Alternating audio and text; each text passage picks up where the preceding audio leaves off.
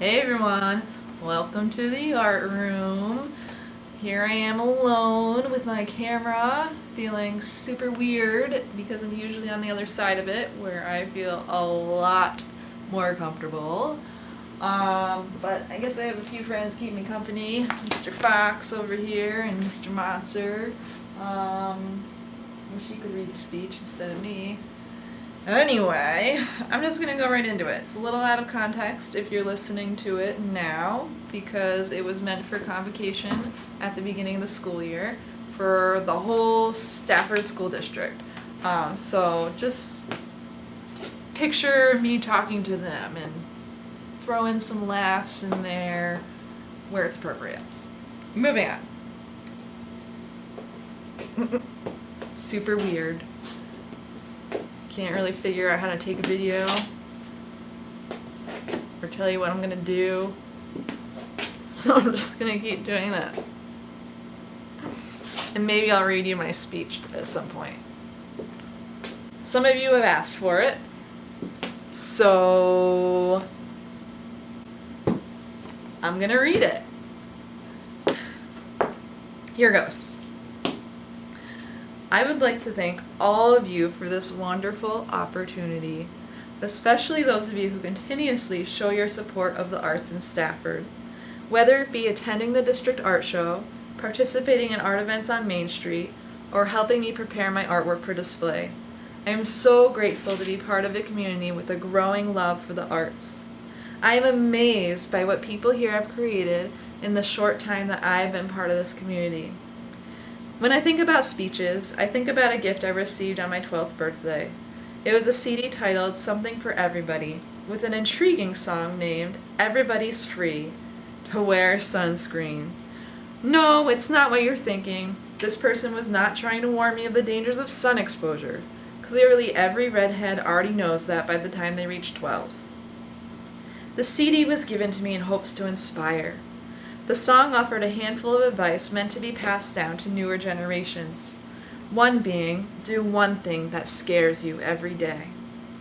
Speaking to you now is certainly the most terrifying thing I have ever done. I'm sure to be caught up on all my scares for the entire year by the end of this speech. Obviously I wasn't, because now I'm making a video of the speech.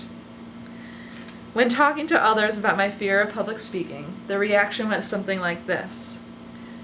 But you're a teacher. You talk to people all day.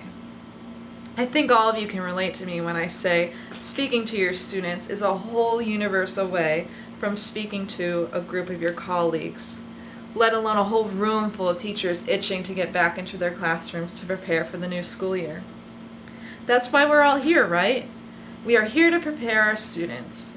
We, the people in this room, chose to be here because we want to give to our students what someone else has gifted to us, the knowledge to learn, explore, create, and inspire. All of us wouldn't be in this room unless we had a handful of similar experiences that led us to the field of education. Behind us in our stories are our teachers and their stories. I had teachers who showed us that our worth could not be found in the results of a Scantron. They gave us many outlets to express ourselves, including programs like drama, band, art club, and other after-school activities. One of my third grade teachers, Mrs. Wonderly, worked with our school music teacher, Mrs. Strayer, to create the most impressive elementary drama club. The funds collected for admission to the shows were always donated to charity. So many people in our community chipped in to make it all happen. One parent who ran a construction company in town even transformed our stage into a boat for our performance of Voyage Aboard the Charming Sally. My 4th grade teacher, Mr. Coxon, ran lights, and my 6th grade teacher, Mr. Rev, played a mouse in Cinderella. Now that's dedication. Our school secretary, Ellen, always had extra jobs for us to do, from cutting box tops to making deliveries.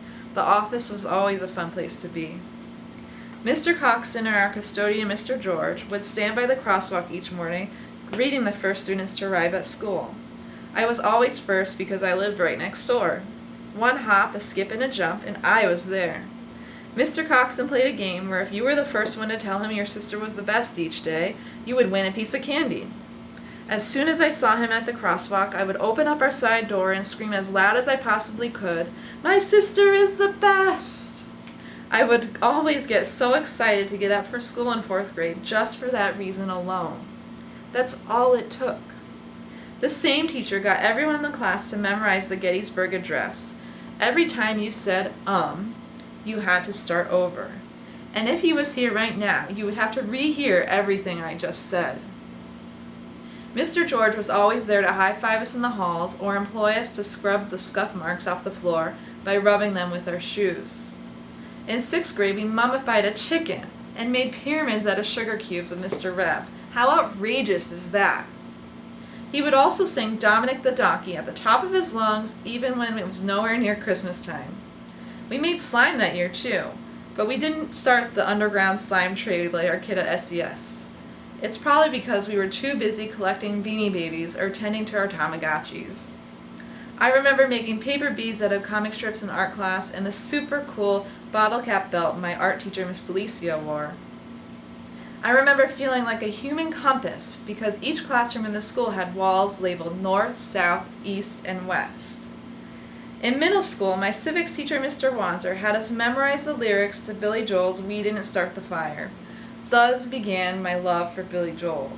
But more importantly, it showed me that even though something in the world may have started before I was born, we are all still part of it, and our decisions affect everyone. My math teacher, Mrs. Gagne, who moved up with us from the middle school to the high school, was a wizard at helping her students understand the magic of mathematics. She never made us feel like we were doing anything wrong, unless we were being unkind. Math was never my strongest, but when she was my math teacher, math was one of my favorite subjects, and I always felt empowered to know how to go about solving the problem. Her love for math was contagious. Mr. Crane, my high school history teacher, had a room filled to the brim with historical artifacts and had somehow managed to be at almost every sporting event. We had a choral program called Voices Incorporated, run by Mr. Gianfrido. He turned the rivalry between Enfield High and Fermi High into a 5-star combined chorus and show choir. Everyone who was part of it knew they were part of something special. My high school art teacher, Mrs. Nassau, was and still is the holy grail of teachers. She showed us she cared by guiding us on a path that led us to believe in ourselves no matter what it was we chose to do. My most memorable moment was taking ceramics class with her. That year they shut down both the art rooms because they found traces of lead in the kilns. Uninformed about the situation, when she came in for the new school year, she was told that she would not be allowed access to the rooms and she would have to make do with what she had. We started off ceramics class in the home economics room. Our first assignment was to create sculptures only using cardboard and hot glue. This is where my interest in teaching art really sparked. I watched her take a room full of cranky teenagers upset about not getting to work with clay and got them excited about making sculptures out of trash. She inspired us to create even though Murphy's Law was continuously working against her. I did not believe that I was an artist until Mrs. Nassau guided me into believing that I was. I was one of those kids that threw out their art projects in fear that other people would see it. Her honesty and encouragement to pursue what you love is what inspired me to become an art teacher. I want everyone to feel that they can create too. When I went off to college to be an art teacher, I had a handful of memorable teachers there as well. They all fought against all odds to inspire us to continue learning. Even when we gave up, they found ways to bring us back in and show us that they were going to continue to help us grow as long as we were willing to try our best. I will never forget my teachers and the stories that they told. Being an elementary art teacher, I had the unique opportunity of seeing every student in the school for 4 years in a row. Kids talk about their teachers from year to year, and I found that most meaningful things they take with them are the stories and experiences you shared. Keep doing what you are doing and infuse more of you into your curriculum. We work so hard at the beginning of each school year to make the school environment a special place for kids to learn. We want students to be inspired by their surroundings, and we want them to have all the tools necessary to explore. All the prep that goes into your teaching is important. The way you design a lesson plan, the way you decorate your room, a solid behavior plan. All of this is necessary, But what your students are going to remember most is you. They are going to remember their journey with you, and they will carry their stories, the stories you share with them, until they pass them on to someone else. Your students will remember that you believed in them, but only if you believe in yourself. As a teacher, you have the power of helping your students believe them possible by showing them that with time and effort, anything can happen. Your patience, kindness, and willingness to learn will help your students to do the same. I have grown tremendously since my first year of teaching. Each year, my students teach me with their stories and their curiosities. They bring me places that I wouldn't be able to go to on my own, and neither of us would be able to get to if we weren't on the journey together. There's more to learn about art than I ever thought possible. Share what you're passionate about with your students and explore it with them. Find ways to put creative spins on test-driven curriculum. Collaborate with your unified arts teachers to find ways to incorporate art, music, library, PE, and health into your lessons. It may be easier than you think. Our students need all the specials they can get. These are the times when they learn to be more like themselves and less like everyone else. This is where their soul grows. I think it's important that we recognize our crucial and unique role in our school community as well as the community of Stafford, Connecticut. Participate in town events. Help your students be part of their community by incorporating their community into your curriculum.